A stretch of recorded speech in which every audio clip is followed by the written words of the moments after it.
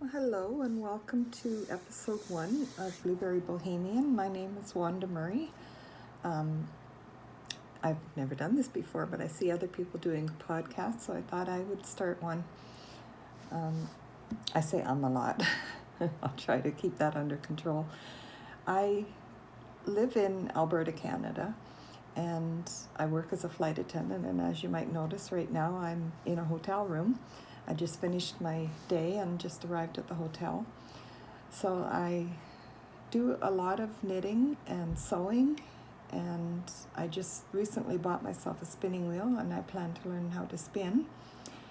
So I also went looking for fleeces, and I found a farmer lived very close to where I live that had just sheared his sheep, and he had 11 bags of fleece with 3 fleeces in each bag, and he was asking $10 a bag. So I went out and had a look at it and told him I would take it all, and he sold them to me for $100. So I got 33 fleeces for $100, and they're Suffolk, Suffolk, and they are crossed with, I can't remember what the cross is.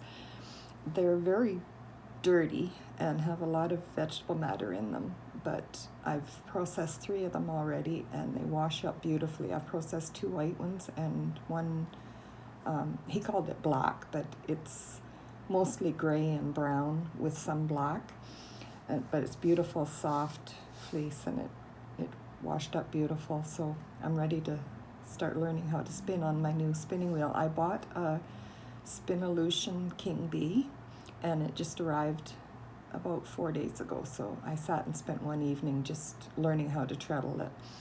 I haven't done any spinning yet, so I still need to learn that. But I do have a finished project. I finished today. I knit when I'm deadheading, which I was doing earlier today. And actually I crocheted, and I crocheted a dishcloth. And this is what I had left from the ball. So it's a 100% cotton burnette. And I have lots more cotton with me. I'm going to be away for a week, so I have lots. I brought about 10 balls with me. My goal is to get 10 dishcloths finished while I'm here. And what else have I got on the needles? I have a pair of socks that I just started. This is Crochet socks, self-striping yarn. So I've just started my first sock. So that's what I have on the needles.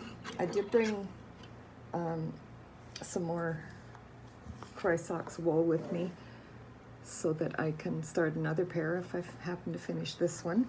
I have 2 balls. And let me see what I brought. I didn't specifically bring projects with me, just what I happen to have with me. I make a lot of wallets and handbags to match, and I happen to have one of my wallets with me. It says Game of Thrones. It's the Necessary Clutch wallet pattern, and it's got lots of room in it for all my cards and my money, and it's got the Game of Thrones map in the flap. And I think I've had this for about a year and a half, and I have a matching handbag. What else have I got here? Those are things I've talked about over the other side here.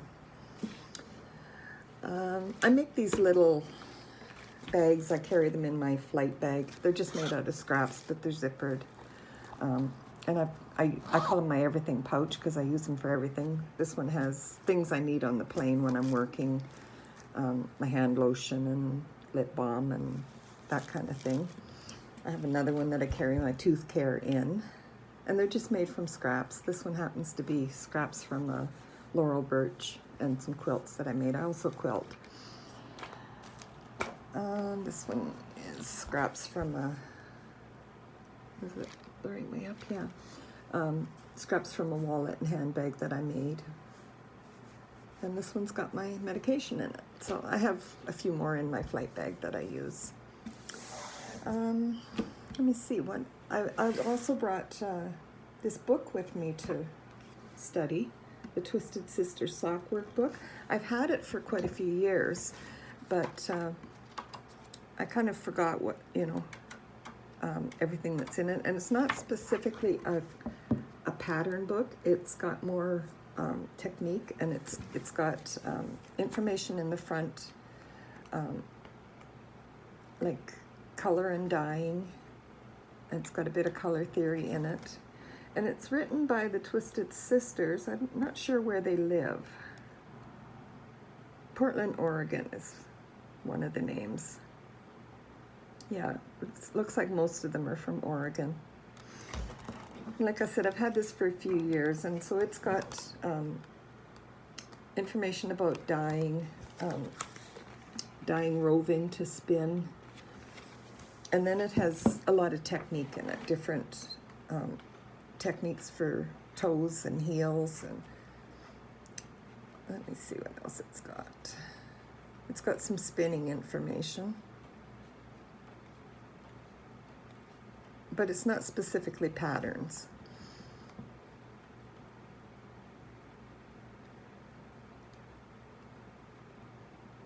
It tells you how to figure out your wraps per inch so that you can figure out your proper needle size when you're working with hand spun. It tells you how many stitches to use for different sizes. So it's a pretty good technique book, and I'm going to have a look at it again while I'm in the hotel. So that's my one finished project. I have quite a few more at home that I didn't bring with me. Next time when I'm at home and I record, I will show you those. I have some socks that I recently finished and some scarves that I've crocheted. I'm working on a few sweaters, but I don't have them with me. They're kind of big and bulky to bring with me when I'm working. Let me see, what am I reading?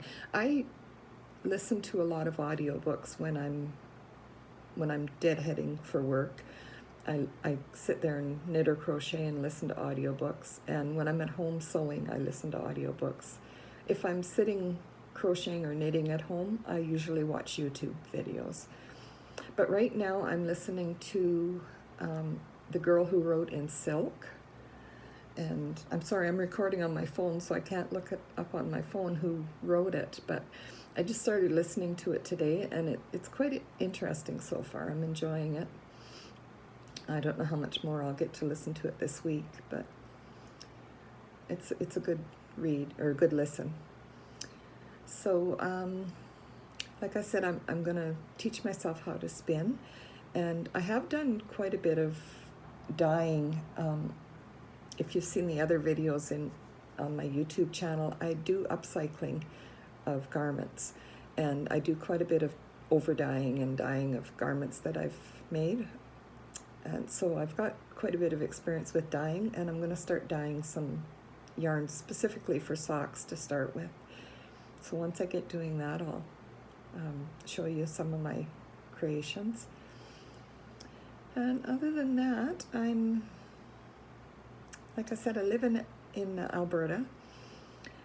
I'd like to join a spinning or some kind of fiber guild in Alberta where I live. I just haven't had the chance to find one yet, but I'm going to do that because that's something I would like to do, is connect with other fiber artists. I'm a mother of 3, and I have 3 grandchildren, and don't get to spend a terrible lot of time with them because they live in different cities, but I do get to see them once in a while. And I love my job, working as a flight attendant. It gives me a chance to visit with and meet a lot of people and what they do and where they come from. That really interests me. I've been watching a lot of podcasts of different knitters and crocheters and really enjoying that. So this has been pretty short, but a good start.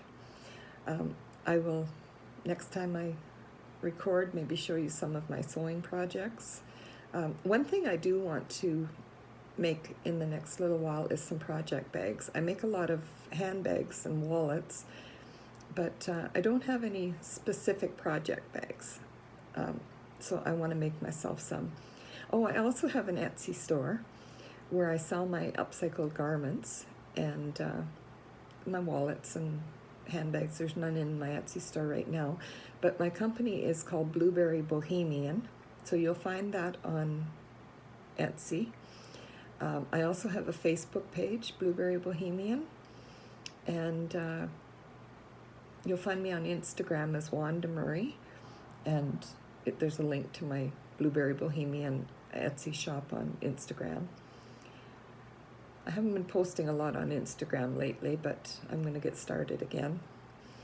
So thank you for watching, and I hope you like this video and subscribe if you haven't already subscribed to my channel, and keep watching.